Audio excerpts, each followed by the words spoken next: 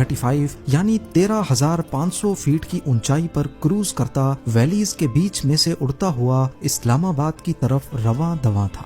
ये फ्लाइट कई सालों से चित्राल और इस्लामाबाद के बीच हफ्ते में एक मर्तबा चलती थी, लेकिन कौन जानता था कि आज टेक ऑफ करने के बाद ये जहाज दोबारा कभी इस्लामाबाद नहीं पहुंच पाएगा, क्योंकि ठीक 4:12 पर सब कुछ बदलने वाला था। दोपहर के 4:10 पर PK 661 को उड़ान भरे तकरीबन 32 मिनट गुजर चुके थे। जहाज इस वक्त 13,375 फीट की बुलंदी पर था और इस्लामाबाद की तरफ बढ़ रहा था। कैप्टन सोले जंजुआ ने सीट बेल्ट का साइन ऑफ किया और पैसेंजर्स के लिए एक आम सी अनाउंसमेंट शुरू कर दी। यहाँ तक जो कुछ भी हुआ वो बिल्कुल नॉर्मल था, लेकिन अभी कैप्टन अनाउंसमेंट करने में मसरूफ ही थे कि कॉकपिट में एक वार्निंग लाइट ने फर्स्ट ऑफिसर की अटेंशन हासिल कर ली। अनाउंसमेंट के दौरान ही उन्होंने कैप्टन को रोका और वार्निंग लाइट के बारे में आगाह किया। ये PEC-1 की वार्निंग लाइट थी, जिसे प्रोपेलर इलेक्ट्रॉनिक कंट्रोल कहते हैं। ये सिस्टम जहाज के प्रोपेलर की स्पीड और इंजन की पावर को बैलेंस करता है। कैप्टन जंजुआ ने फौरन चेकलिस्ट मंगवाई और क्रू को इंस्ट्रक्शंस दी कि इंजन को रीसेट किया जाए।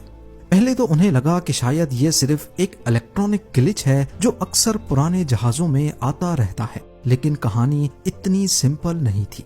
रीसेट करने के बावजूद एरर खत्म नहीं हुआ, उल्टा कॉकपिट में अब एक अजीब और खौफनाक आवाज सुनाई देने लगी। ब्लैक बॉक्स की रिकॉर्डिंग के मुताबिक लेफ्ट इंजन की ताकत अचानक 75% से 0% तक गिर गई। इसका सीधा साधा मतलब ये था कि इंजन ने काम करना छोड़ दिया है। नॉर्मल हालात में अगर इंजन फेल हो जाए तो पायलट उसके प्रोपेलर को फेदर कर देते हैं, यानी प्रोपेलर ब्लेड्स को हवा के रुख के मुताबिक सीधा कर देते हैं ताकि वो ड्रैग पैदा ना करे और दूसरे इंजन पर जहाज को उड़ाया जा सके। लेकिन PK 661 के साथ कुछ अजीब हो रहा था। जैसे ही लेफ्ट प्रॉप को फेदर करने की कोशिश की, बजाय इसके कि वो ड्रैग कम करता, वो सामने से आने वाली हवा के बायस अपनी नॉर्मल स्पीड से 120% ज्यादा तेजी से घूमने लगा। यही वो वक्त था जब लेफ्ट साइड पर शदीद ड्रैग पैदा होने लगा। कैप्टन ने 2 बार प्रोपेलर को फेदर करने की कोशिश की, लेकिन दोनों बार नाकाम ही रहे। अब ये बेकाबू प्रोपेलर जहाज के लिए इंजन नहीं बल्कि एक पहाड़ बन चुका था जो हवा को रोक रहा था।